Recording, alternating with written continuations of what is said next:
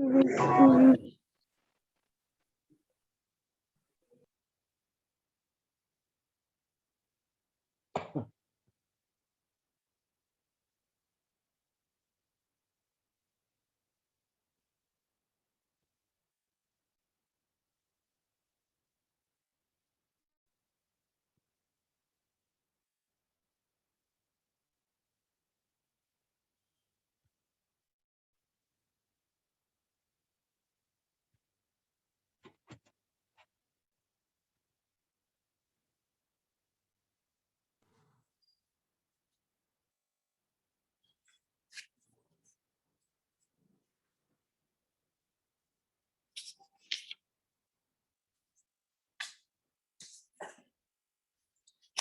Ma'am Jagdambe जी, doctor Jagdambe Verma जी क्या पहुंच गए हैं?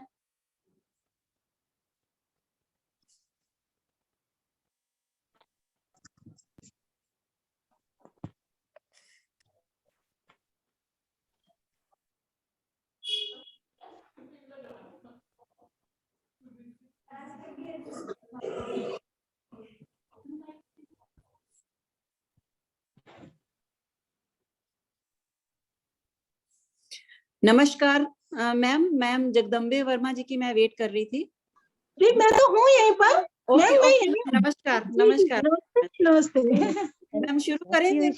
हाँ जी ओके मैम।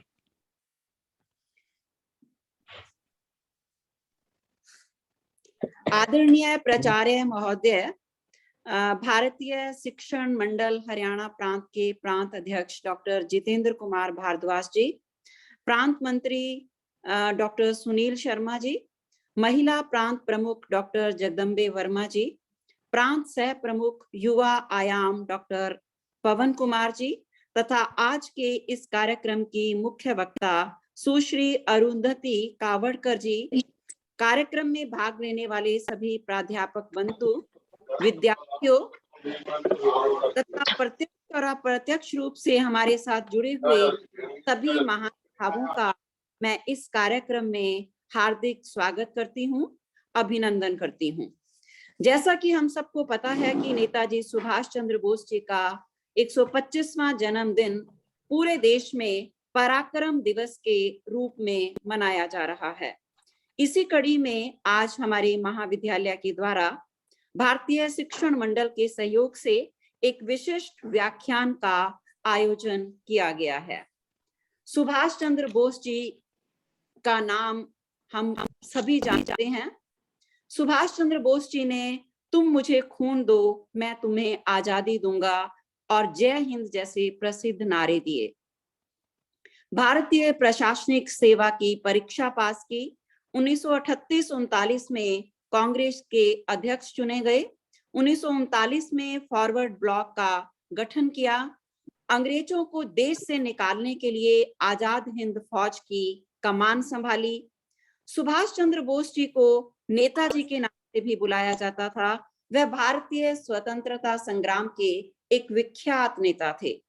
हालांकि देश की आजादी में के योगदान में महात्मा गांधी और नेहरू को इसका श्रेय दिया जाता है, लेकिन सुभाष चंद्र बोस जी का योगदान भी किसी से कम नहीं था। उनके संघर्ष की एक छोटी सी झलकी के रूप में मैं आपके सामने प्रस्तुत करना चाहती हूँ। 1939 में दूसरा विश्व युद्ध शुरू हो चुका था।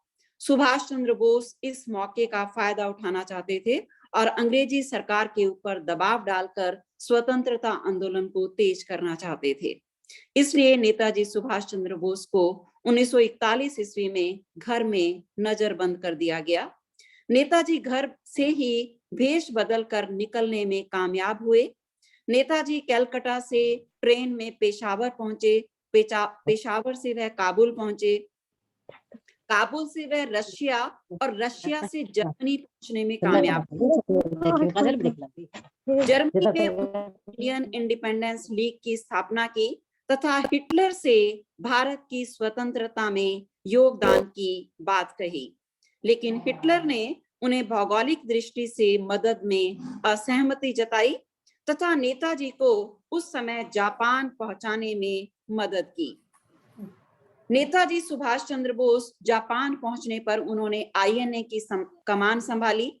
1944 में आईएनए ने कोहिमा बॉर्डर पर ब्रिटिश सरकार को चेतावनी दी, लेकिन 1945 में जापान के हिरोशिमा नागासाकी नगरों पर एटम बम गिराए गए और आईएनए को भी जापान के साथ सरेंडर करना पड़ा।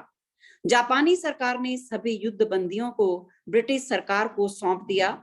सरकार ने उन पर मुकदमा चलाया, लेकिन भारी विरोध के बाद सरकार को इन युद्ध बंदियों को रिहा करना पड़ा। इसी बीच ब्रिटिश सरकार ने भारतीयों को सत्ता हस्तांतरण का निर्णय कर लिया था। इस प्रकार हम देखते हैं कि नेताजी सुभाष चंद्र बोस जी का जीवन संघर्षों से भरा हुआ था। इसीलिए उनके जन्मदिन को पराक्रम दिवस के रूप में हम मना रहे हैं।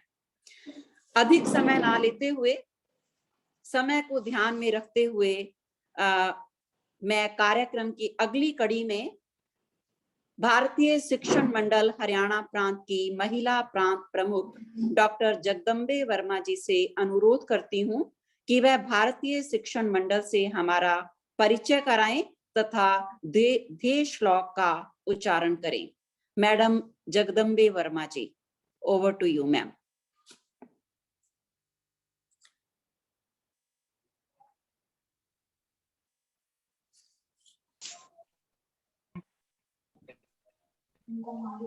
आगे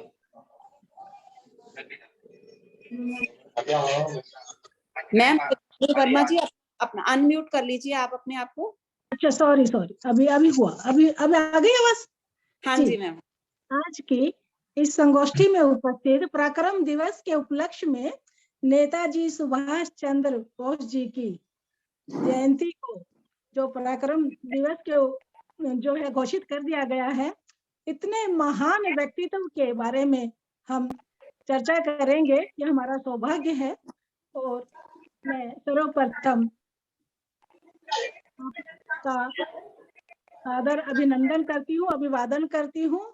इस संगोष्ठी में उपस्थित आदरणीय सम्माननीय सुश्री अरुंधति कावड़कर जी, जो राष्ट्रीय महिला सह प्रमुख हैं, उनको मैं सादर अभिनंदन अभिवादन। उन्होंने हमारे छोटे से निवेदन पर तुरंत जो है इतनी व्यस्तता होते हुए भी प्रबोधन के लिए समय निकाला। साथ में ही उनका मैं आभार व्यक्त भी करती हूँ। और आपके जो कॉलेज के MDHD कॉलेज की प्राचार्य डॉक्टर किरण अंगारा जी, ये भी देखो, एक बार कहते ही मैडम तुरंत तैयार हो जाती है। इनकी भावनाएं, इनका जो समर्पण भाव, इनका जो अपने शिक्षा के प्रति जो मैंने भावनाओं को महसूस किया है, ये हमेशा तैयार रहती हैं। कभी भी कोई भी कार्यक्रम, हाँ जी लो ना, अभी करते हैं ना, आप आइए ना, हम बड़ा कार्यक्रम करने को तैयार है, हम जगह देने को तैयार है, हम सहयोग करने। तो ये इनकी बहुत ही महानता है। इनके को भी मैं नमन करती हूँ, सादर नमन करती हूँ। और इस तरह के अवसर आप देती हैं हम सब मिलकर के। और इसका कार्यक्रम की संयोजक मैडम और आपका MDHD का सभी विद्वान बहने साथी जो भी उपस्थित हैं, इसमें विद्यार्थी, सभी का ही मैं हृदय से अभिनंदन और स्वागत करती हूँ। अब हम अपने, मेरे पास थोड़ा समय मिला है तो मैं अपना ध्येय श्लोक के साथ में अपने जो भारतीय शिक्षण मंडल का परिचय में रखना चाहूंगी। तत्कर्म यन्न बंधाए सा विद्याया विमुक्तये, आयासाया परम कर्म विद्यान्या शिल्प नैपुण्यम। ये श्लोक विष्णु पुराण से उद्धृत है। तत्कर्म यन्न बंधाए, जो कर्म हमें बंधन से मुक्त करे, वही जो है विद्या सार्थक है, वही वास्तविक विद्या है, जो हमें सभी बंधनों से, डर, भय, लोभ, लालच, सब भयों से हमें मुक्त कराए। विद्या अन्या शिल्प नैपुण्य, तत्कर्म यन्न बंधाए सा विद्या या विमुक्तये, आया साया परम कर्म। जो बाकी कर्म है वो सब हमारे निरर्थक हैं। विद्या वही है जो हमें मुक्त करे, बाकी अन्य सभी जो हम कर्म करते हैं वो सब निरर्थक है। अन्य जो अध्ययन करते हैं वो मात्र हमारी कारीगरी है, शिल्प यानी निपुणता है, नैपुण्य है। तो इस प्रकार से इस श्लोक के माध्यम से हमें विद्या के महत्ता को बताया गया है कि वही विद्या, वास्तविक विद्या वही है जो हमें मुक्त करे। तो अब हमें भारतीय शिक्षण मंडल के बारे में आपको बताना चाहूंगी सभी को कि भारतीय शिक्षण मंडल जो है ये राष्ट्र लेवल का ग्रुप है। सभी भारत के 28 प्रांतों में सभी जगह ये कार्यरत है, इकाई कार्यरत है। जिस तरह से हम हरियाणा में अपने कार्यक्रम विभिन्न आयामों के माध्यम से करते रहते हैं, इसी तरह से सभी प्रांतों में कार्य किए जाते हैं। भारतीय शिक्षण मंडल की स्थापना रामनवमी के दिन 1969 में शिक्षा क्षेत्र में राष्ट्रीय पुनरुत्थान के उद्देश्य से की गई थी और तब से लेकर के निरंतर सतत भारतीय शिक्षण मंडल शिक्षा में भारतीयता स्थापित करने के लिए पुनरुत्थान के उद्देश्य से कार्यरत है। भारतीय शिक्षा व्यवस्था की पुनः प्रतिष्ठा के महान व्रत को संपन्न करने प्राथमिक शिक्षा से लेकर उच्च शिक्षा तक सभी स्तरों पर विविध शैक्षिक, बौद्धिक तथा प्रायोगिक गतिविधियों का संचालन देश के सभी प्रांतों में किया जाता है। ये भी मैं बताऊं आपको, राष्ट्रीय शिक्षा नीति जो 2020 में लागू हो चुकी है, उसका भी निर्माण करने में भारतीय शिक्षण मंडल का पूरा योगदान है। 5 वर्षों तक अनेक विद्वान भारत वर्ष की जगह जगह स्थानों से लगभग 5000 के करीब विद्वान जुटे रहे हैं।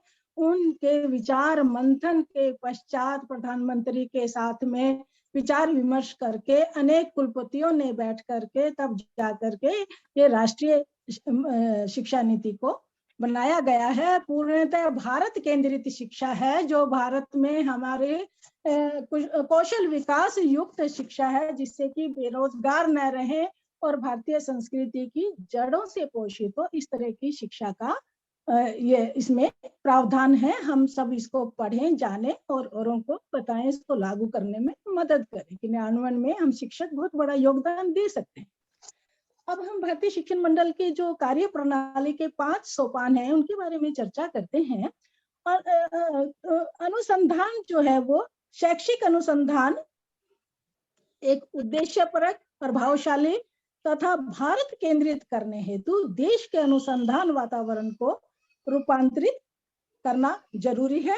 अनुसंधान से जुड़े सभी संस्थानों तथा व्यक्तियों में प्रयत्नों का समन्वय, संसाधनों का सहयोग तथा परस्परक संवाद समय की मांग है। उसी आधार पर भारतीय शिक्षण मंडल भारत के शिक्षा जगत में अनुसंधान के उद्देश्य, दृष्टि तथा पद्धति में समग्र रूपांतर के लिए निरंतर प्रयासरत है।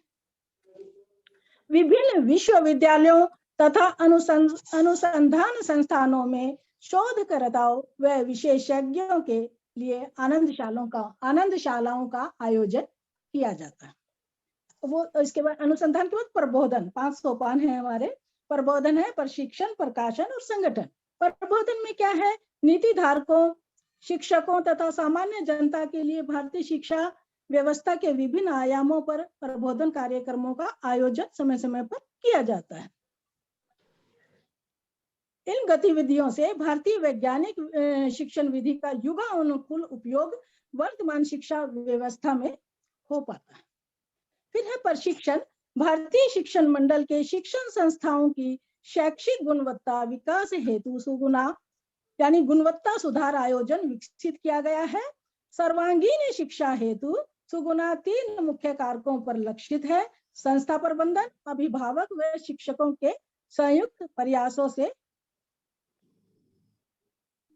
शैक्षिक उत्कृष्टता, सहयोगात्मक वातावरण एवं संस्थान का समाज में योगदान बढ़ाया जा सकता है। इस प्रकार से भारतीय शिक्षण मंडल इन तीनों के लिए आनंददायी चर्चात्मक सत्र आयोजन करता है।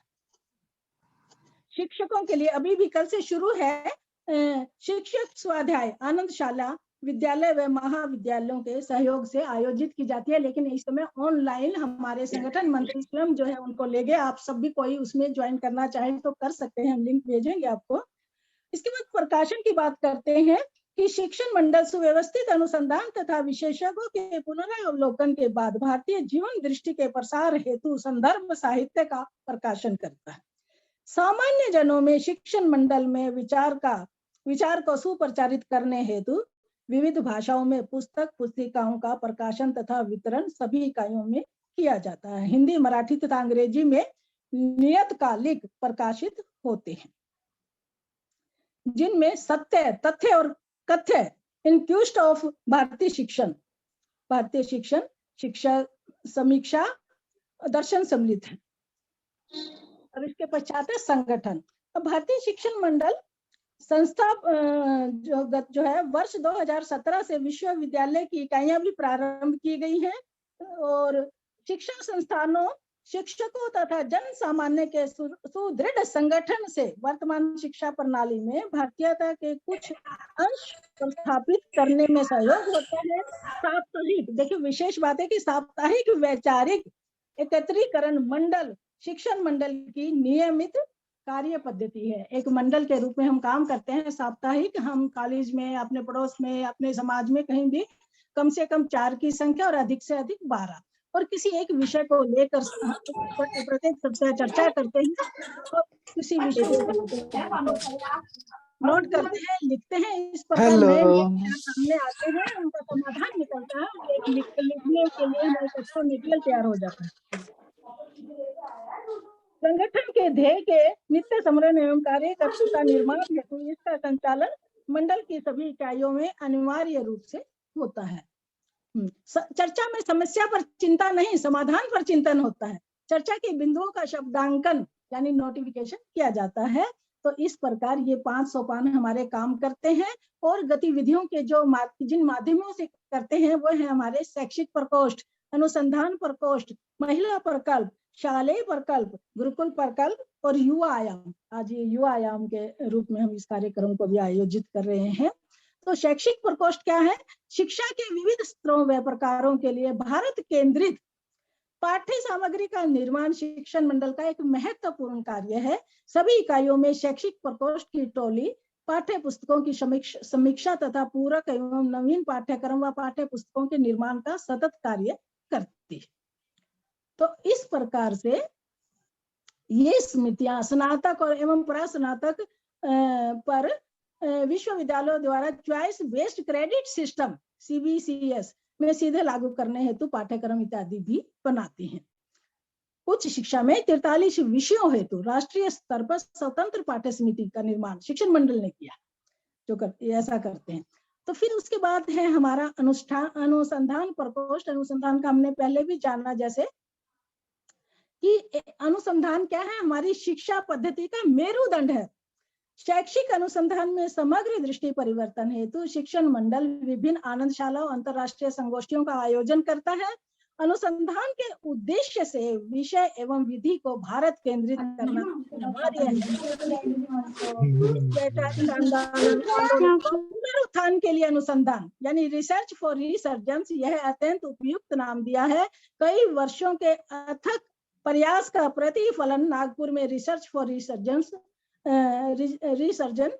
फाउंडेशन का नाम से स्थायी संस्थान के रूप में विकसित किया गया है। इस केंद्र की प्रशाखाएं देश विदेश के विभिन्न विश्वविद्यालयों तथा शिक्षण संस्थाओं के साथ जुड़ी हैं।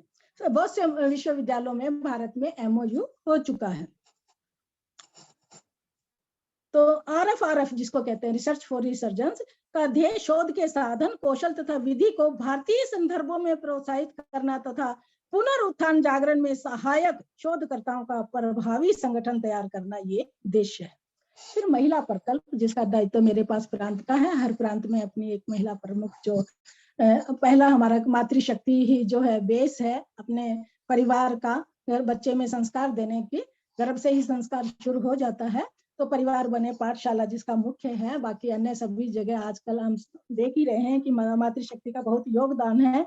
प्रत्येक बालक की माता ही प्रथम गुरु होती है। भारतीय शिक्षण विधि में औपचारिक शिक्षा में प्रवेश की पूर्व तैयारी भी उतनी ही महत्वपूर्ण है। यह केवल परिवार में ही संभव है। इसलिए परिवार के वातावरण को बहुत ध्यान से रखना, संभालना, बच्चों में कैसा संस्कार जा रहा है, हम क्या कर रहे हैं जो बच्चों पे प्रभाव पड़ रहा है, ये सब ध्यान में रखने की बातें बताई जाती हैं। परिवार बने पाठशाला इस सूत्र को ध्यान में रखते हुए नई पीढ़ी के लालन पालन एवं शिक्षा में भारतीय जीवन दृष्टि को समाहित करने हेतु महिला प्रकल्प विभिन्न गतिविधियों का नियोजन करता है, जिनका संचालन मातृशक्ति द्वारा किया जाता है। शालेय प्रकल्प, अब इस पे भी थोड़ी एक लाइन में चर्चा कर लें कि जो एक आदर्श भारतीय शिक्षा व्यवस्था की पूर्ण स्थापना होने तक वर्तमान शिक्षा संस्थानों को, जो शिक्षण संस्थान है उनको एकात्म एवं समग्र शिक्षा प्रदान करने के साधन के रूप में विकसित करना, ये किसका, शालेय प्रकल्प का काम है, उद्देश्य है। महाविद्यालयों व अन्य निजी संस्थानों हेतु सुगुना गुणवत्ता सुधार आयोजन, EQUIP educational quality improvement programmes, यह सर्व समावेशक योजना संचालित किए जाते हैं। इसके बाद है गुरुकुल प्रकल्प। अब गुरुकुल भी हमारी तो भारतीय पद्धति ही गुरुकुल की थी। गुरुकुल के से की शिक्षा के समय में देखिए कितना जो है शिक्षा प्रभावशाली होती थी। तो आज भी पुणे बहुत जगह भारतवर्ष में गुरुकुल है और भी नए गठित करने के, युगानुकूल गुरुकुल बनाने के लिए प्रयास किए जा रहे हैं। तो भारतीय शिक्षा पद्धति का आदर्श सदा से गुरुकुल रहा है। वर्तमान में युगानुकूल स्वरूप में गुरुकुलों की पुनः प्रतिष्ठा हेतु इस प्रकल्प में मुख्यतः 3 कार्य किए जाते हैं। क्या क्या? वर्तमान में प्रचलित विभिन्न गुरुकुलों को संगठित कर आपसी परामर्श से युगानुकूल आदर्श को विकसित करना, नवीन गुरुकुलों की स्थापना में सहयोग एवं मार्गदर्शन उपलब्ध कराना, भविष्य के गुरुकुलों हेतु आचार्य निर्माण का कार्य करना। इसके लिए वर्ग संचालित किए जाते हैं। युवा आयाम की बात करेंगे, जिसके लिए आज का हम ये प्रोग्राम युवा आयाम के लिए आयोजित है कि युवाओं को ही हम ज्यादातर मैसेज देना चाह रहे हैं कि नेताजी सुभाष चंद्र बोस में कितनी देशभक्ति कूट कूट कर भरी थी, वो आदरणीय सुश्री अरुंधति कावड़कर जी आपको बहुत सुंदर उससे बताएंगी कि उससे बहुत लाभ होगा। हम सब में भी इस तरह की भावनाएं पैदा हो, कुछ अंश तो हम जरूर अपने ऊपर प्रभाव में लाएं। तो युवा आयाम की बात कर रहे हैं। वर्तमान शिक्षा पद्धति की अपूर्णताओं को परिपूरित करने की दृष्टि से शिक्षण मंडल ने इस आयाम का समावेश अपनी कार्य पद्धति में किया हुआ है। यह आयाम उच्च शिक्षा के छात्र, युवा अध्यापकों व उद्यमियों को लक्षित करता है। युवाओं में शुद्ध राष्ट्र भाव के साथ शैक्षिक तप को संस्कारित कर बौद्धिक योद्धा तैयार, मेन उद्देश्य बौद्धिक योद्धा तैयार करने हेतु विभिन्न गतिविधियों की रचना की जाती है। ये है युवा आयाम का कार्य, जिससे युवाओं में भी देशभक्ति, राष्ट्र के प्रति समर्पण हो, कर्तव्य को समझे और भावनाओं में उनके देशभक्ति समावेशित हो। तो ये था भारतीय शिक्षण मंडल का एक संक्षिप्त सा परिचय मैंने आपके सामने रखा। आप सबका बहुत बहुत धन्यवाद। मैं यहीं अपनी वाणी को विराम देती हूँ।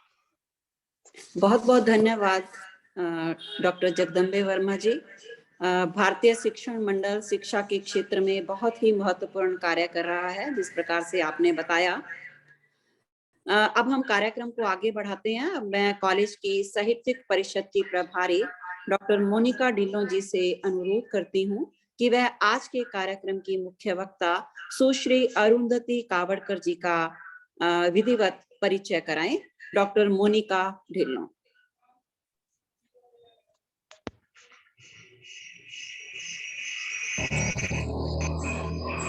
अरुंधति जी, आपका स्वागत है। सुश्री कावड़कर भारतीय शिक्षण मंडल महिला प्रकल्प की राष्ट्रीय सह प्रमुख हैं। उन्होंने बैचलर ऑफ आर्ट्स फिलॉसफी में और बैचलर ऑफ एजुकेशन पूरा करने के बाद भौतिकी में यानी फिजिक्स में मास्टर ऑफ आर्ट्स किया। गत 24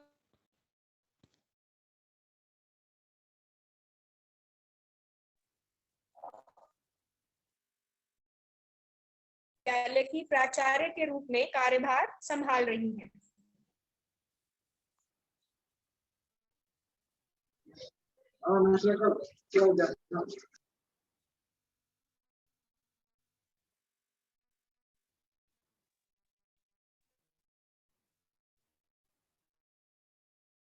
हो चुके हैं।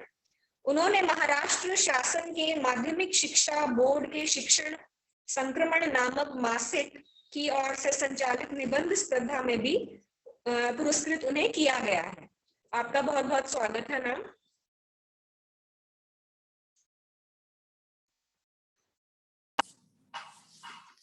अब मैं कार्यक्रम को आगे बढ़ाते हुए मिसेस करफली कौल से आग्रह करूंगी श्रीमती अरुंधति जी को उनके व्याख्यान। नमस्कार मैम, अब मैं आमंत्रित करती हूँ आज के इस कार्यक्रम की मुख्य वक्ता सुश्री अरुंधति कावड़कर जी को, जो हमें पराक्रम दिवस के उपलक्ष्य में इस महान शहीद सुभाष चंद्र बोस जी के जीवन से हमें परिचय कराएंगे। मैडम अरुंधति जी, आपका बहुत बहुत स्वागत, अभिनंदन MDST परिवार की तरफ से। Over to you ma'am. रत्नाकरा धौतपदां हिमालय किरीटिनीं ब्रह्मराजर्षि रत्नाढ्यां वंदे भारत मातरम। आपकी और मेरी उपास्य देवता महान मंगल भारत माता आज इस विश्वामित्रीय प्रतिसृष्टि पर उपस्थित डॉक्टर किरण आंग्रा प्रिंसिपल। किसी के 2 डिवाइसेस शुरू है तो एक बंद करिए प्लीज।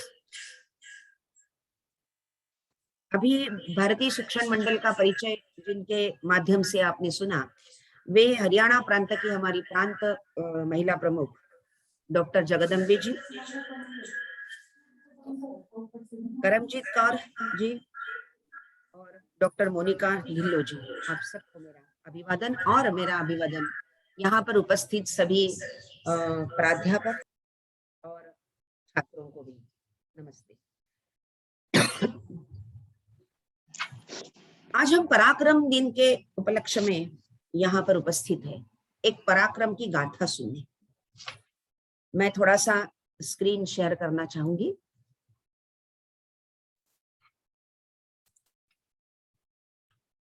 हम सुभाष चंद्र बोस जी के बारे में, विषय में आज थोड़ा चिंतन करेंगे, थोड़ा जानना चाहेंगे और उससे हम क्या प्रेरणा ले सकेंगे वो भी थोड़ा सा चिंतन हम करेंगे।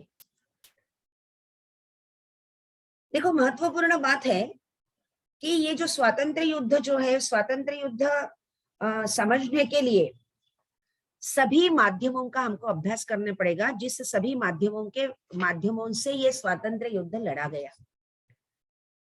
एक मैं उसके लिए एक कथा आपको सुनाऊंगी। एक योगी थे, एक साधु थे और साधु के पास एक दिन एक शिष्य, एक छात्र चला जाता है और ये पूछता है उनको कि मुझे यश कब मिलेगा, मैं कब यशस्वी होऊंगा। तो वो साधु बोलते हैं कि आप एक काम करिए, आप मुझे 1 महीने के बाद आकर मिलिए। अब 1 महीने के बाद ये छात्र जाता है। ये तो बहुत बार ऐसा होता है कि आप बेटा मुझे थोड़े समय के बाद मिलेंगे। तो गुरु को पता चल जाता है, शिक्षक को पता चल जाता है कि उस विषय में जिस प्रश्न के लिए ये मेरे पास आया है, उस प्रश्न के लिए उसकी आर्तता कितनी है, कितना वो चाहता है उस प्रश्न का उत्तर पाना। जैसे कि एक प्रश्न स्वामी विवेकानंद जी ने पूछा था, नरेंद्र ने पूछा था, हर किसी को, वो एक फिलोसोफर के पास जाता था और उनको पूछता था कि क्या आपने कभी भगवान को देखा है। तो ये जब भी जाता था उसी इंटेंसिटी से वो पूछता था, उसी इंटेंसिटी से उन्होंने रामकृष्ण परमहंस जी को भी ये प्रश्न पूछा था। ऐसे इस साधु ने उनको बोला कि 1 महीने के बाद आप आइए। 1 महीने के बाद वो फिर से गया और पूछा कि मुझे यश कब मिलेगा। फिर से उन्होंने बोला कि 1 महीने के बाद आइए। फिर से ये गया उसी इंटेंसिटी के साथ, उसी प्रश्न को लेकर। फिर उन्होंने बोला कि 1 महीने के बाद आइए। और जब वो तीसरी बार गया तो वो साधु ने क्या किया, साधु ने उसका हाथ पकड़ा और वो उसको खींचते हुए लेके चले गए। इसको समझ में नहीं आ रहा था कि ये प्रश्न का उत्तर मुझे दे नहीं रहे ये गुरु, ये साधु जी, और मुझे कहीं घसीटते हुए लेके जा रहे हैं।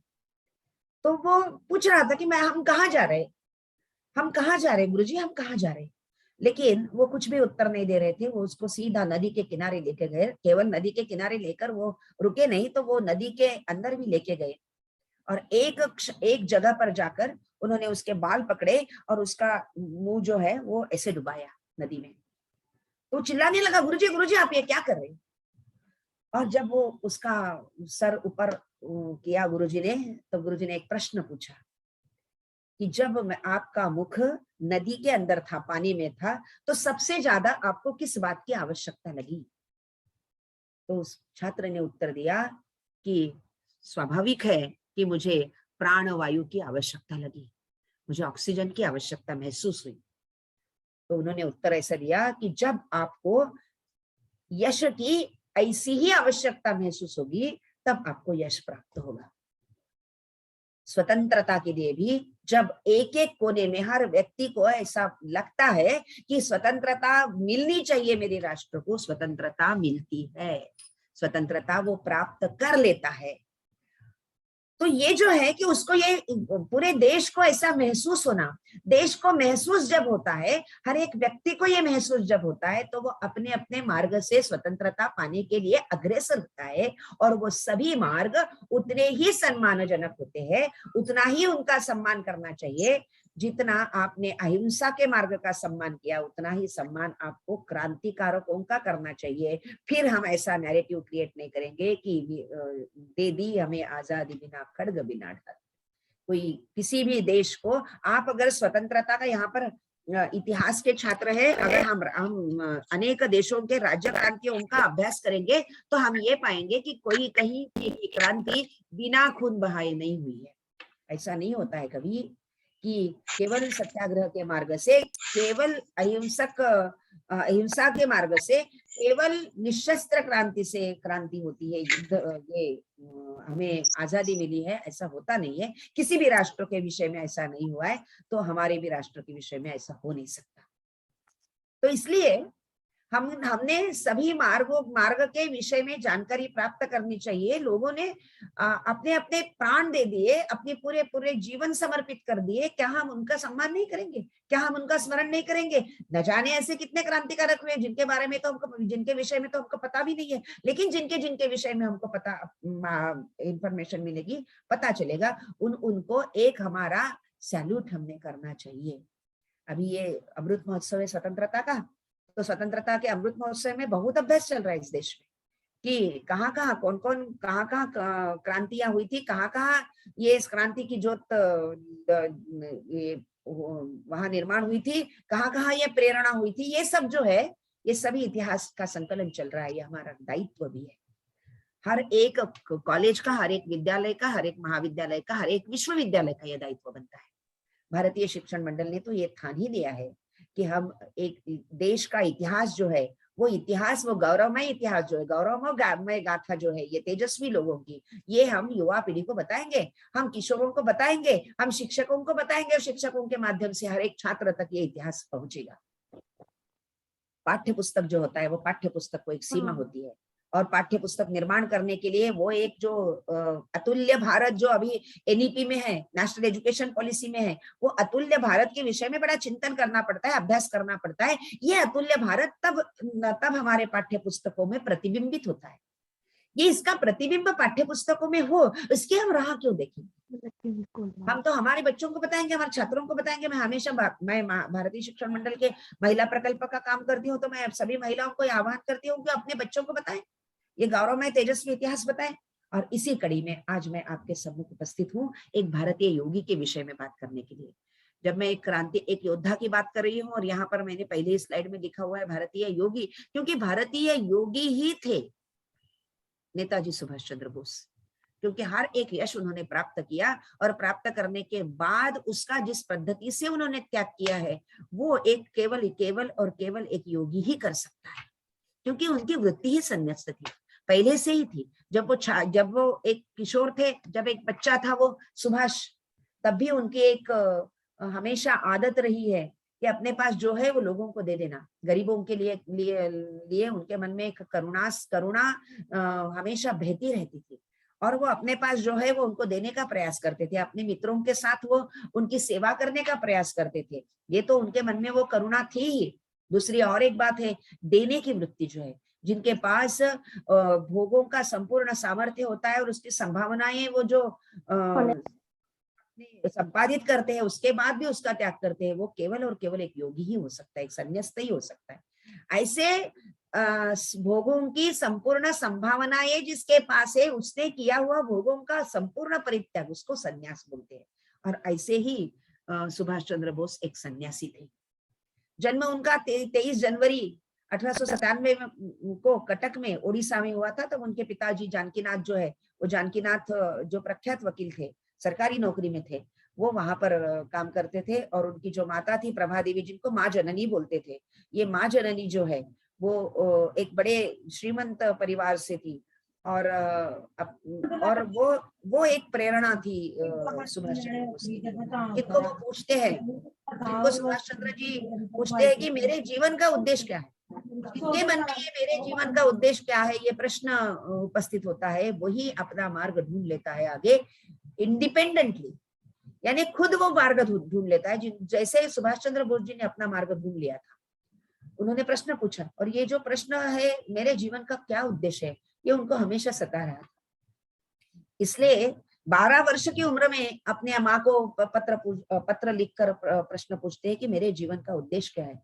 ऐसे ही वो अपने देश के विषय में अपने जो शिक्षक थे वेणी माधव जी को भी ऐसे प्रश्न पूछते थे हमेशा, कि गुलाम का क्या अर्थ होता है, हमारा देश गुलाम कैसे हुआ, क्यों हुआ, और क्या उसके कारण थे। वो इतिहास जानने का हमेशा उन्होंने प्रयास किया है। और ये सुभाष जो छोटा था, किशोर था, वो किशोर सुभाष के उसका एक उनकी हैबिट थी, उनको एक आदत थी, उनके जीवन पे भी प्रभाव था। उन्होंने अपने एक कॉपी तैयार की थी, जिसमें उन्होंने अलग अलग क्रांतिकारों के फोटो लगाए थे, चिपकाए थे, और वहां पर लिखा हुआ था कि इस देश के लिए लड़ने वाले ये सब है। वो जो उनकी प्रेरणा थी हमेशा, खुदीराम बोस जी के हुतात्म्य के बाद वो इतने रोए थे दिन भर, और उनका फोटो उन्होंने अपने टेबल पर लगाया था। ये अंत प्रेरणा उनके मन में थी, जो उनके खुद की थी।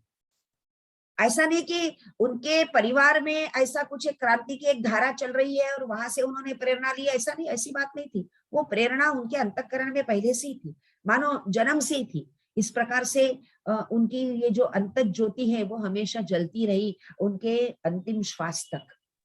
एक उदाहरण मैं आपको बता दूं कि एक बार वो कलकत्ता गए थे अपने मामा के साथ। मामा वापस आने के बाद उनके माँ को बोलते हैं कि भाई आपकी ये जो अग्नि है ना, ये अग्नि ज्वाला आपके पास ही रख लो। भाई क्यों, उसने ऐसा क्या किया है? तो उन्होंने बताया कि एक सुशील कुमार सेन नाम का एक 15 साल का बच्चा है, और ऐसा हुआ था कि कुछ एक अभियोग चल रहा था, और अभियोग के दरमियान एक वहां का सोल्जर था जो भारत के विषय में, भारत के इतिहास के विषय में, भारतीयों के विषय में अच्छा नहीं बोल रहा था, बहुत बुरा बोल रहा था। इसको सुशील कुमार सेन को सहन नहीं कर सका, और वो उसको जाके भिड़ गया। इसका परिणाम ऐसे हुआ कि किंग्सफोर्ड ने उनको एक सजा दी, दंड दिया, और वो दंड था 15 करोड़ की सजा थी। और ऐसा बताया गया था कि ये जो सजा है, ये जो दंड है, हर चौक में। किसी का माइक शुरू है, प्लीज माइक शुरू है, प्लीज बंद करिए।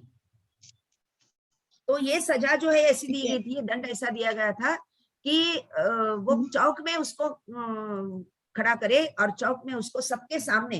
क्यों सबके सामने? क्योंकि अंग्रेज चाहते थे कि भाई लोगों को पता चले कि अंग्रेजों के विरुद्ध बगावत करना, अंग्रेजों के विरुद्ध इस प्रकार से आवाज उठाना और स्वाभिमान से इस प्रकार से इस गुलाम राष्ट्र में जीना, ये एक दंडनीय अपराध है।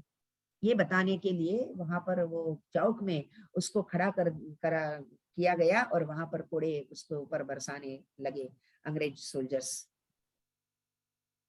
तो ये सुशील कुमार सेन इतना तेजस्वी था कि एक एक कोड़े के बाद वो चिल्लाकर बोल रहा था और ऐसे नारे दे रहा था, वंदे मातरम, वंदे मातरम। ये बंकिम चंद्र चट्टोपाध्याय जी ने दिया हुआ, इस भारत को दिया हुआ एक मंत्र है, जो स्वतंत्रता आंदोलन का मंत्र बन गया। मंत्र तो वो होता है कि जो मननात् त्रायते इति मंत्रः। मंत्र को हम बोलते हैं, व्याख्या ऐसी करते हैं कि मननात् त्रायते इति मंत्रः। मंत्र वो होता है कि जिसके मनन से हम अपने आप को तार सकते हैं। तो इस देश ने इस मंत्र को जपते हुए स्वतंत्रता पाई है, इसलिए वो स्वतंत्रता का मंत्र बन गया।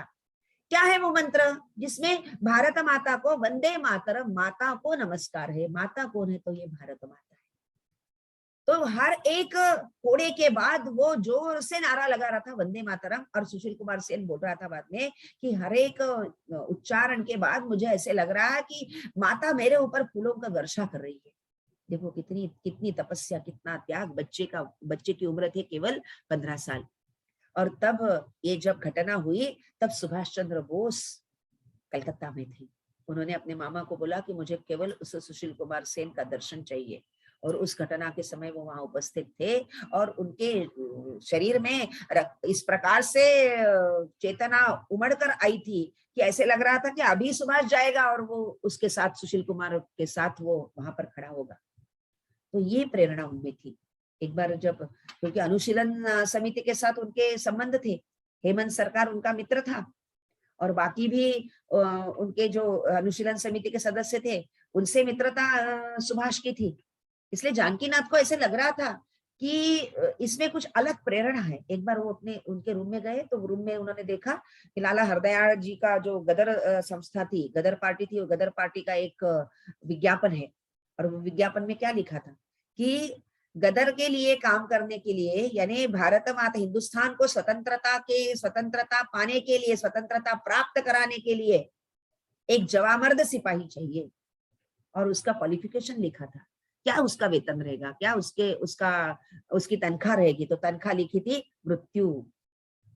क्या उसको पुरस्कार में क्या मिलेगा? उस पुरस्कार में उसको मिलेगा हौतात्म्य। फिर उसका निवृत्ति वेतन, यानी उसकी पेंशन क्या होगी? तो पेंशन उसकी होगी आजादी। और उसका रणांगण कौन सा होगा? तो उसका रणांगण होगा हिंदुस्तान। ये विज्ञापन बहुत संभाल के रखा था सुभाष चंद्र बोस जी ने। हर उम्र में, हर उस उम्र में, हर जिंदगी के हर क्षण में, जिस पराक्रम की अपेक्षा नियति ने उससे की है, वो हर पराक्रम सुभाष चंद्र बोस ने किया है। इसलिए मैं ये मानती हूँ कि ये भी अपने आप में एक पराक्रम है। 10वीं की परीक्षा में उन्होंने रैंक पाई है।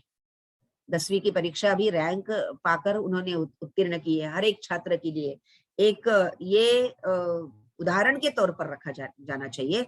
एक दीप स्तंभ के रूप में नेताजी सुभाष चंद्र बोस की जीवनी हर एक युवा ने अपने सम्मुख रखनी चाहिए, क्योंकि वो दीप स्तंभ है, वो हमेशा प्रकाश ही देगा। एक विद्यार्थी को कैसा होना चाहिए? तो शिक्षा के क्षेत्र में उसने अव्वल होना चाहिए। शिक्षा के क्षेत्र में उसने हर एक वो शिक्षा पानी चाहिए जिसकी उससे अपेक्षा है, जो अपने मातृभूमि के काम में आने वाली है।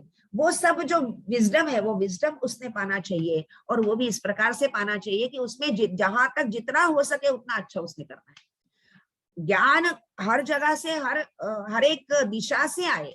ऐसा नहीं कि पश्चिमी ज्ञान नहीं चाहिए हमको, बिल्कुल चाहिए, लेकिन उसको देशानुकूल बनाना है। ऐसा नहीं चाहिए कि हमारा प्राचीन ज्ञान का क्या करना है, उसको युगानुकूल बनाना है। तो युगानुकूल बनाने के लिए उसको पहले प्राप्त करना पड़ेगा, उसका संपादन करना पड़ेगा। संपादन किया था सुभाष चंद्र बोस जी ने, इसलिए वो बीए में भी रैंकर थे। और जब आईसीएस की परीक्षा, जिसको सबसे बड़ी परीक्षा मानी जाती थी, तब वो परीक्षा भी उन्होंने उत्तीर्ण की। और ऐसे परिस्थिति में उत्तीर्ण की जब वो प्रेसिडेंसी कॉलेज में थे। प्रेसिडेंसी कॉलेज से निकाले गए थे क्योंकि स्वाभिमान उन्होंने कभी छोड़ा नहीं। अगर मेरे देश के लिए कोई अगर खराब शब्दों का प्रयोग करता है, अगर घृणास्पद बोलता है, हीन भावना का दर्शन कराता है, तो उसको हम छोड़ेंगे नहीं। इसलिए जब वो ओटनकर नाम के एक प्रोफेसर थे, वो प्रोफेसर ने एक तो वो हमेशा भेदभाव करते थे। जो अंग्रेज विद्यार्थी है वो और भारत के विद्यार्थी है, वहां पर भेदभाव होता था, और भारत के विषय में अच्छी बात नहीं करते थे। तो उनको नहीं ये हुआ, सहन नहीं हुआ। अपने दोस्तों के साथ उन्होंने वो कॉलेज जो है वो कॉलेज बंद करवाया। परिणाम जो होना था वही हो गया, प्रेसिडेंसी कॉलेज से निकाले गए। लेकिन किसी कॉलेज से निकाले गए इसका अर्थ वो नहीं है कि उनकी शिक्षा रुक गई। शिक्षा तो शुरू थी कि मैं पढ़ूंगा नहीं, ऐसी बात नहीं थी। पढ़े, वो स्कॉटिश कॉलेज में पढ़े, उसके बाद वो बीए में भी मेरिट आए। तो ऐसी परिस्थिति में भी अपनी गुणवत्ता उन्होंने छोड़ी नहीं। परीक्षा अगर देनी है तो वो परीक्षा अच्छे गुणों से ही उत्तीर्ण करनी है। भाई आप कौन सी भी परीक्षा ले लो, ज्ञान तो मैंने ऐसा संपादन किया है कि परीक्षा कौन सी भी लो, कैसी भी लो, परीक्षा में तो मैं उत्तीर्ण करूंगा ही। परीक्षा को तो मैं उत्तीर्ण करूंगा, ऐसे ही उत्तीर्ण नहीं करूंगा। मेरा उल्लेख आपको करना पड़ेगा, इस प्रकार से मैं उत्तीर्ण करूंगा। उसके बाद वो इंग्लैंड में गए। पहले भी उन्होंने ऐसा बोला था कि मैं इंग्लैंड जाऊंगा, लेकिन तब पिताजी ने नहीं बोला था। क्योंकि उनको लगा कि भाई यहाँ पर नहीं पढ़ने को मिल रहा है, प्रेसिडेंट एक कॉलेज से निकाल दिए जा रहे हैं, प्रतिष्ठित कॉलेज था वो, लेकिन वो कॉलेज से निकाल दिए जा रहे हैं इसलिए वो कहीं और जाकर पढ़ रहा है, ऐसी बात नहीं थी। मतलब इंग्लैंड जाकर पढ़ रहा है, लेकिन उनको वहां जाकर एक निर्भय वातावरण में पढ़ना था। निर्भय वातावरण यानी थोड़ा सा भारत में जिस प्रकार से छात्रों की तरफ देखा जाता था, भारतीय छात्रों की तरफ उससे थोड़ी बेहतर स्थिति वहां पर थी, ऐसा नेताजी का, सुभाष चंद्र जी का मानना था। वहां जाने के बाद फिर एमए उनको करना था, लेकिन एमए के पूर्व उन्होंने आईसीएस की परीक्षा दी। उन्होंने अपने नव विवेकानंद जो उनका मंडल था, उस मंडल में उन्होंने तय किया था कि इस प्रकार से कोई नौकरी वो करेंगे नहीं। एक मन में संन्यास्त भाव उनके पहले ही था। दोस्तों के साथ उन्होंने गुरु को ढूंढते हुए घर भी छोड़ा था कुछ महीने तक। मतलब आध्यात्मिक उन्नति करना खुद की, ये उनका एक हमेशा ध्येय भी रहा है।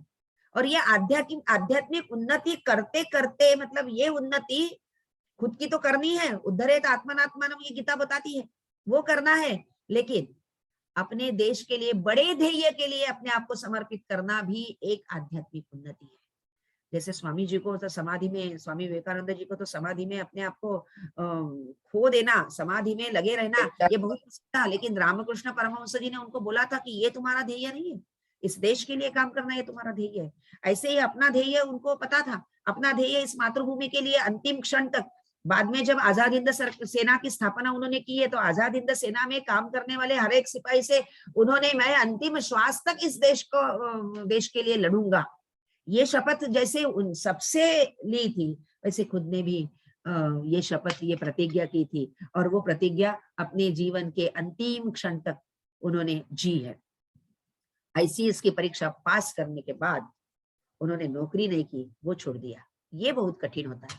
किसी यश को संपादन करने के बाद, वो पद वहां तक पहुंचने के बाद वो भोगों का त्याग करना। जब तक हम वहां पे पहुंचे नहीं, मैं तो उधर गया ही नहीं, उस रास्ते से तो मैं गया ही नहीं क्योंकि मुझे जाना नहीं था, ये बात अलग होती है।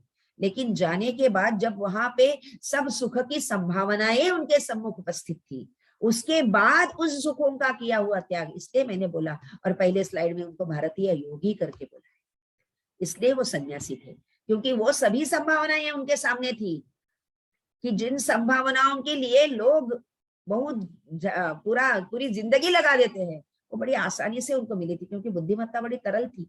उसके बाद उनको छोड़ दिया और फिर वो वापस आए। चित्तरंजन दास को उन्होंने पत्र लिखा, और पत्र में आपके साथ काम करने की मेरी इच्छा है, ऐसा लिखा। उसके बाद यहाँ आने के बाद उन्होंने महात्मा गांधी जी से वो मिले, और इंडियन नेशनल कांग्रेस में उन्होंने काम करना शुरू किया।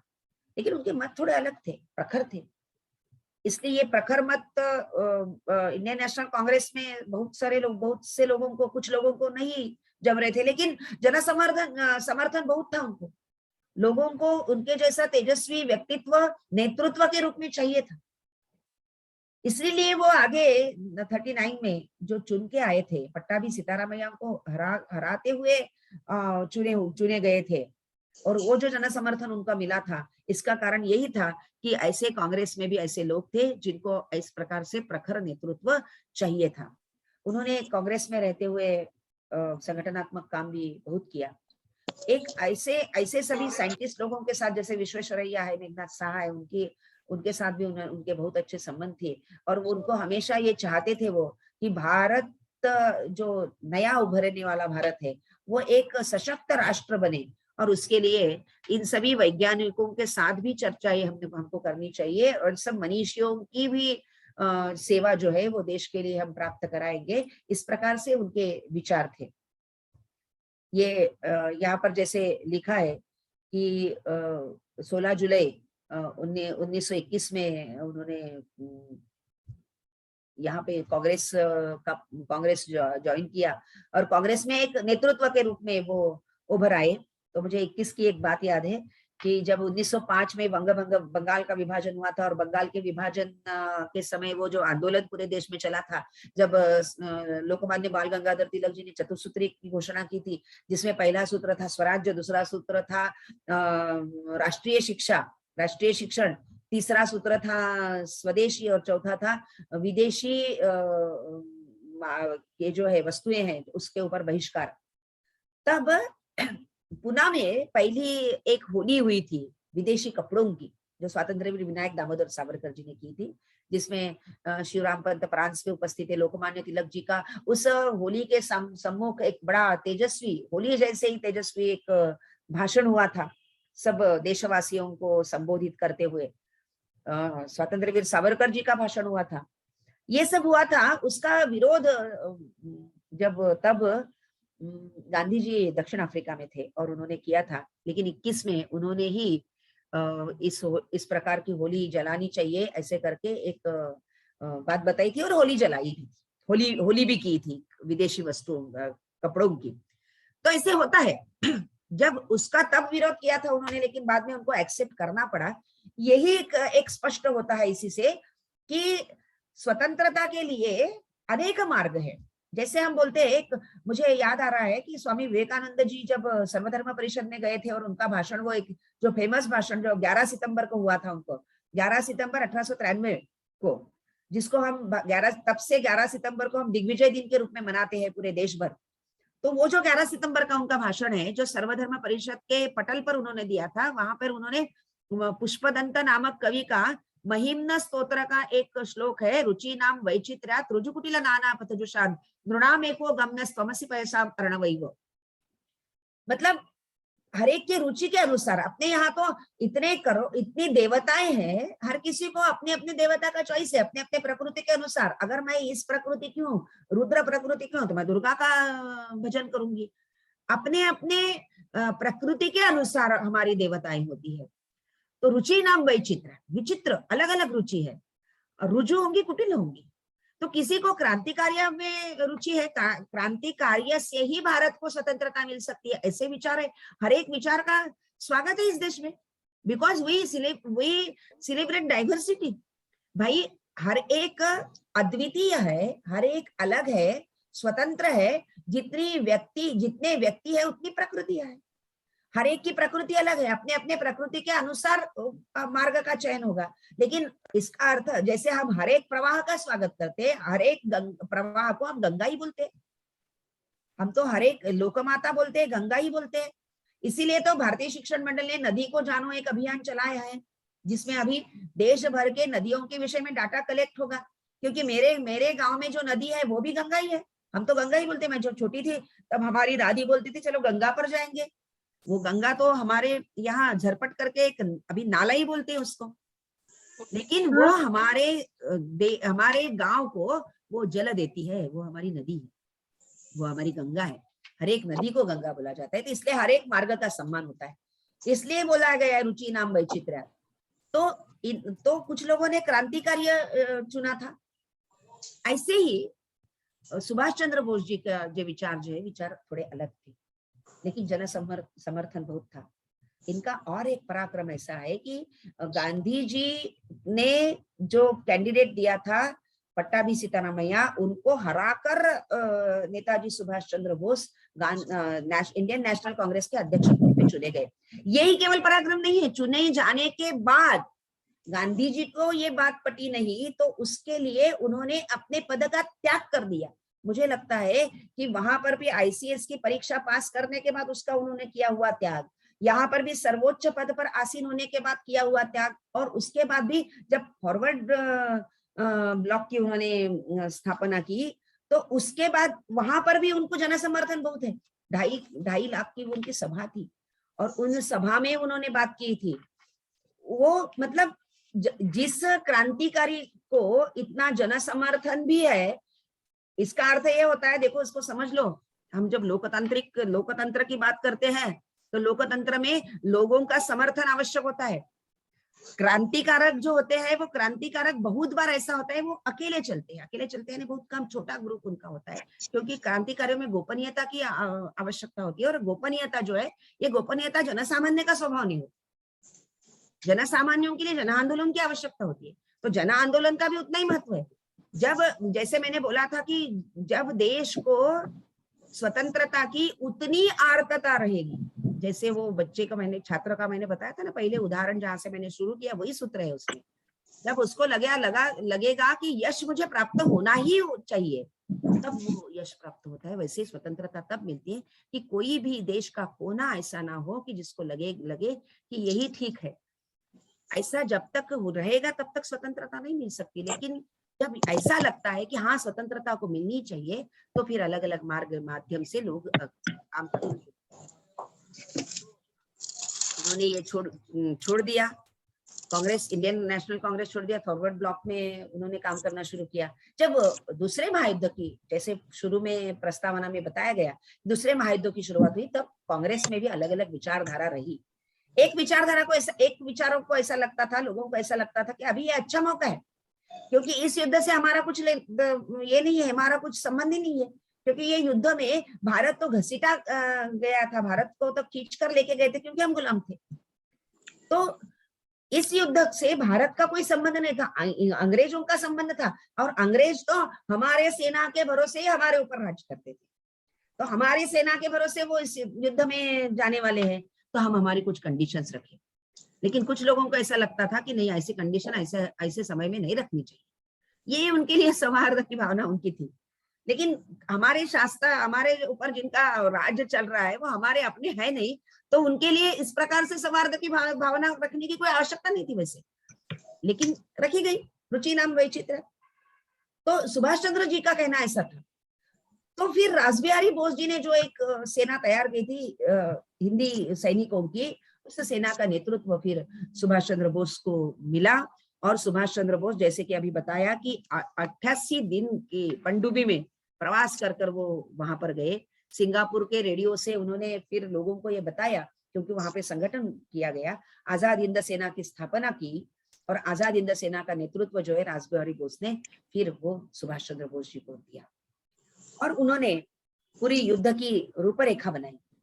स्वतंत्र वीर सावरकर जी ने जो आह्वान किया था लोगों को कि आप सेना को ज्वाइन कर दो, ये अच्छा मौका है, अभी अंग्रेज आपके हाथ में शस्त्र देना चाहते हैं, उसके पहले तो शस्त्रबंदी थी, हमारे हाथ के शस्त्र तो ले लिए गए थे, शस्त्र कोई चलाएगा नहीं, शस्त्र कोई अपने हाथ में रखेगा नहीं, शस्त्र धारण करना तो इस देश में दंडनीय अपराध, तो अभी शस्त्र दे रहे, तो शस्त्र हाथ में ले ले, और फिर वहां जाकर एक वार प्रिजनर के रूप में आजाद हिंद सेना ज्वाइन करे।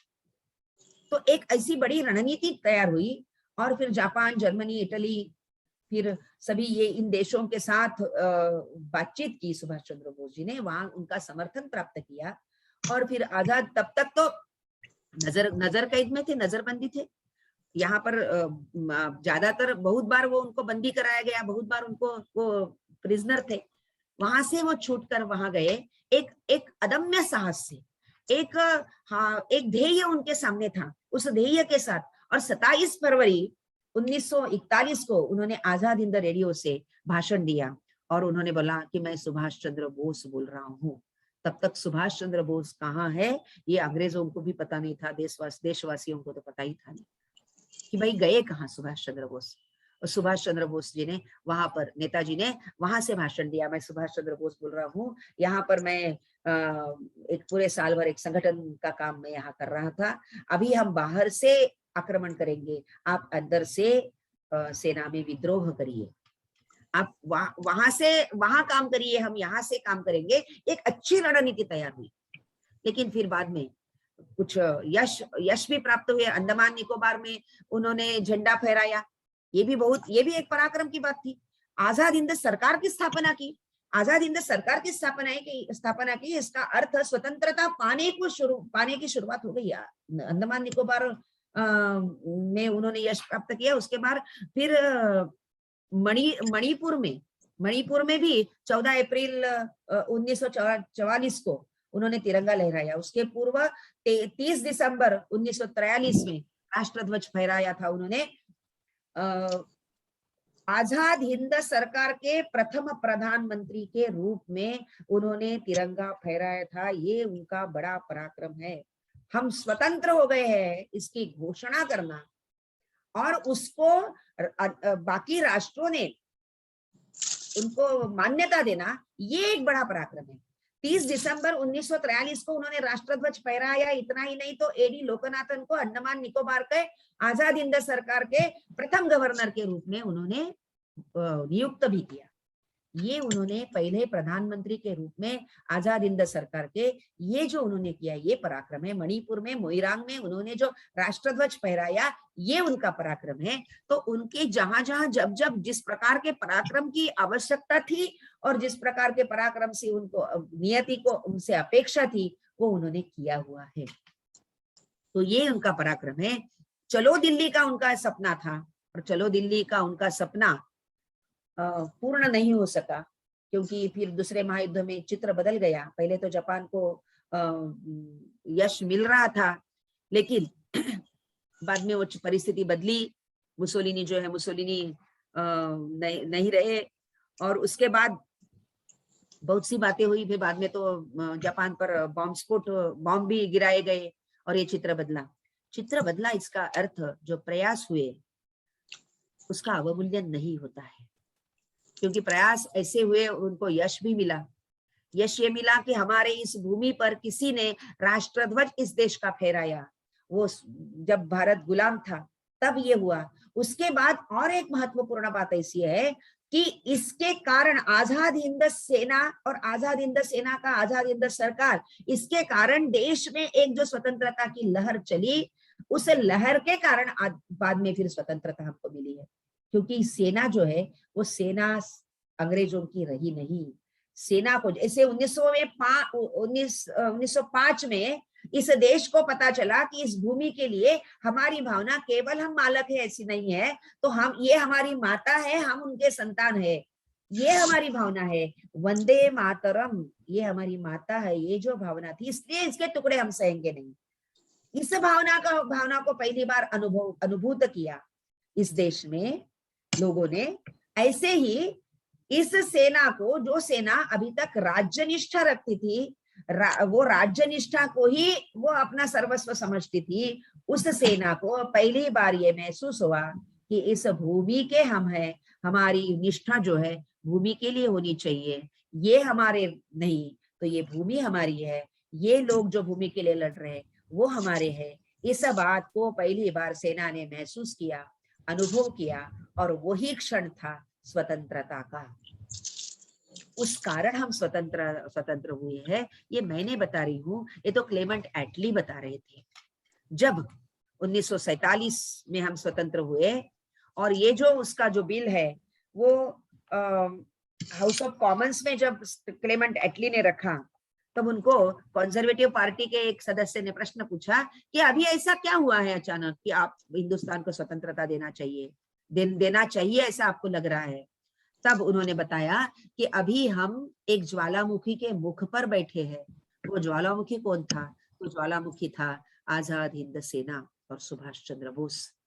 जब क्लेमेंट एटली प्रधानमंत्री नहीं रहे वो और 5 साल के बाद वो भारत में आए थे, तो उनको एक प्रश्न पूछा गया और वो प्रश्न पूछा था पीबी चक्रवर्ती, जब बंगाल के वो गवर्नर थे।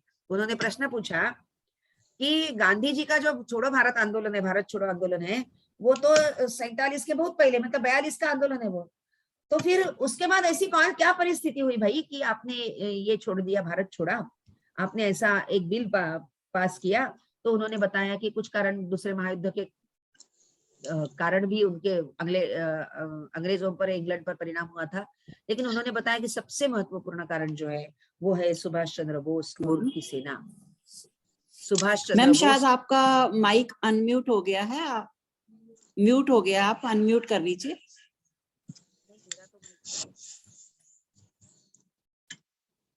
तो उन्होंने उत्तर दिया, अभी आ रही है आवाज? हाँ जी मैम। किसी का ये चालू है दो, हाँ कोई बार बार ये हो रहा है, मतलब अनम्यूट कर रहे हैं अपने आप को, इसलिए वो इको आ रहा है।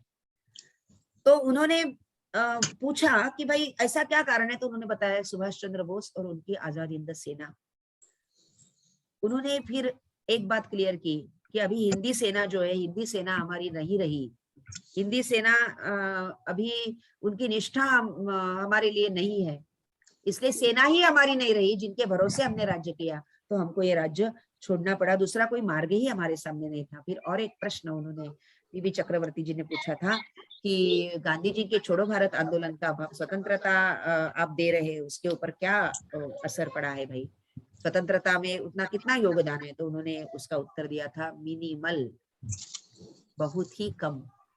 एक एक अक्षर का उच्चारण करते हुए क्लेमेंट एटली ने इस प्रश्न का उत्तर दिया था। उस प्रश्न के उत्तर में हमारे भी बहुत सारे प्रश्नों का उत्तर मिलता है। हमने इसको समझ लेना चाहिए। मुझे किसी भी मार्ग का अवमूल्यन नहीं करना है, लेकिन किसी भी मार्ग का अवमूल्यन नहीं करना चाहिए, किसी भी मार्ग को कम नहीं समझना चाहिए, ये हमने समझ लेना चाहिए। फिर हमको तुम मुझे खून दो मैं तुम्हें आजादी दूंगा, ये जो उसमें जो एक आत्मविश्वास की भावना है, एक प्यार की भावना है, देश के प्रति आत्मीयता की भावना है, ये भावना हम समझ सकेंगे। राष्ट्रपिता, ये जो महात्मा गांधी को बोला गया पहले बार, वो तो नेताजी सुभाष चंद्र बोस ने ही बोला था, और वो भी प्रखर मतभेदों के बाद भी बोला था। लेकिन महात्मा जी ने भी उनको पथभ्रष्ट किंतु प्रखर देशभक्त ऐसे कहकर श्रद्धांजलि अर्पण की। इसको भी हमने थोड़ा सा समझ लेना चाहिए कि हर कोई अब मुझे जो मार्ग लगता है सही, उस मार्ग पर नहीं चलेगा, नहीं चल सकता, क्योंकि ये देश ही ऐसा है कि इस देश में वी सेलिब्रेट डाइवर्सिटी। हम अलग अलग विचारों का स्वागत करते हैं। वो स्वागत ये भारत भूमि का स्वभाव है, इसको भी हमने समझ लेना चाहिए। तो मैं इस बात का भी स्वागत करती हूँ और अभिनंदन करती हूँ भारत सरकार का कि इस दिन को पराक्रम दिन के उपलक्ष्य में हम मना रहे हैं। सभी उन पराक्रमों का, जिन पराक्रमों के वजह से, जिन पराक्रमों के कारण से हमको आजादी मिली, ये उन पराक्रमों का स्मरण हम कर सकते हैं। और 23 जनवरी से ही प्रजासत्ताक गणतंत्र दिन के कार्यक्रमों की शुरुआत होगी। ये भी बहुत एक स्वागतार्ह कार्यक्रम है, उसके लिए भी मैं अभिनंदन करती हूँ। और इस पराक्रम की पूजा हम केवल एक पराक्रम करके ही कर सकते हैं। तो ऐसी पराक्रम की प्रेरणा हमें मिली। अभी जो युद्ध होने जा रहे हैं आगे, ये सभी बौद्धिक युद्ध हो गए। इस बौद्धिक युद्ध में अभ्यास यही शस्त्र होगा, बुद्धि यही एक संसाधन होगा। सबको हम संपादित करेंगे और इसको संपादित करते हुए अपने आप को तैयार करेंगे।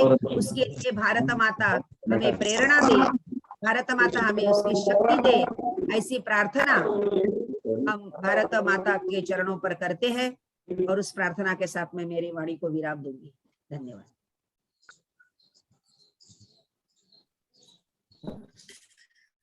बहुत धन्यवाद मैम अरुंधति कावड़कर जी। आपने बहुत ही सुंदर शब्दों में, बहुत थोड़े से समय में सुभाष चंद्र बोस जी के बहुत सारे आयामों को कवर किया। सुभाष चंद्र बोस जी का इतना बड़ा काम है कि उसे हम 1 घंटे में किसी को नहीं बता सकते, लेकिन फिर भी आपने उनके हर फैक्टर को पकड़ के उनके बारे में हमें बताने का प्रयास किया। आपका बहुत बहुत धन्यवाद करती हूँ मैम। और भारतीय शिक्षण मंडल हरियाणा प्रांत के प्रांत मंत्री डॉक्टर सुनील वर्मा जी भी शायद हमारे साथ हैं। वो कुछ कहना चाहते थे हमारे बीच में, तो मैं उन्हें आमंत्रित करती हूँ अगर वो अवेलेबल हैं यहाँ पे। मैडम उनसे ना बात नहीं हो पाई फोन पर ना, मैं कोशिश की लेकिन वो कहीं फोन नहीं उठाया उन्होंने। सुनील शर्मा जी हैं प्रांत मंत्री, तो वो शायद मेरे ख्याल से है नहीं इसमें कार्यक्रम। Okay ma'am, okay. किसी व्यस्तता के कारण डॉक्टर सुनील वर्मा जी शायद हमारे बीच में इस समय नहीं है। Sunil Sharma ji, Sunil Sharma, sorry ma'am. तो अब मैं आमंत्रित करती हूँ। धन्यवाद प्रस्ताव के लिए। मैं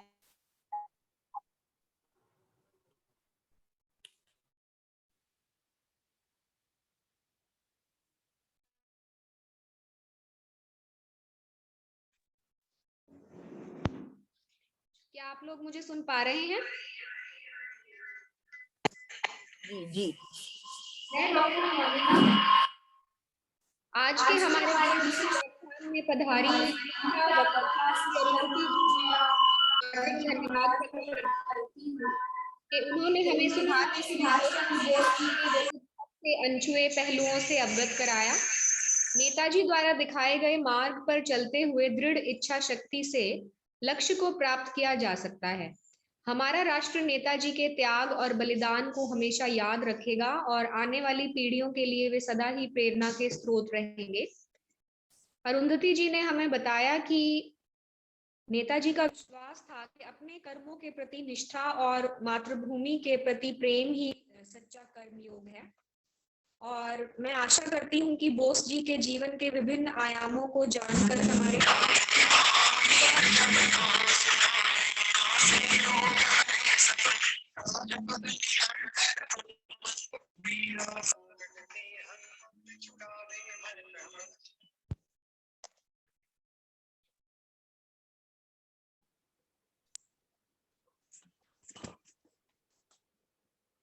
आशा करती हूँ कि बोस जी के जीवन के विभिन्न आयामों को जानकर हमारे कॉलेज की युवा छात्राएं एक जोशीले स्पंदन का अनुभव करते हुए जीवन में कठिनाइयों को पीछे छोड़ते हुए हमेशा आगे बढ़ते रहने के लिए प्रेरित हूँ।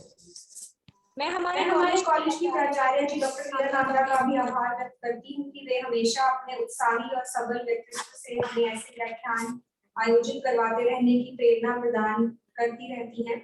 मैं इतिहास विभाग की अध्यक्षा मिसेस करमजीत कौर जी की भी आभारी रहूंगी, जिन्होंने इतने कम समय में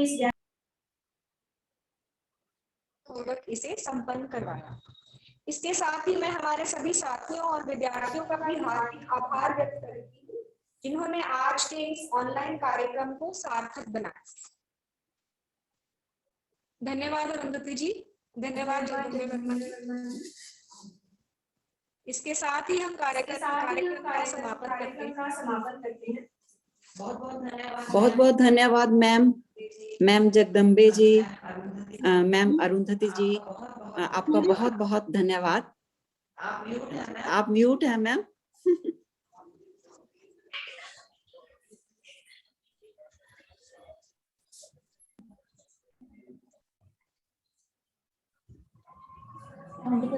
आप सबको धन्यवाद, नमस्ते और मैं विदा। बहुत बहुत धन्यवाद सभी का।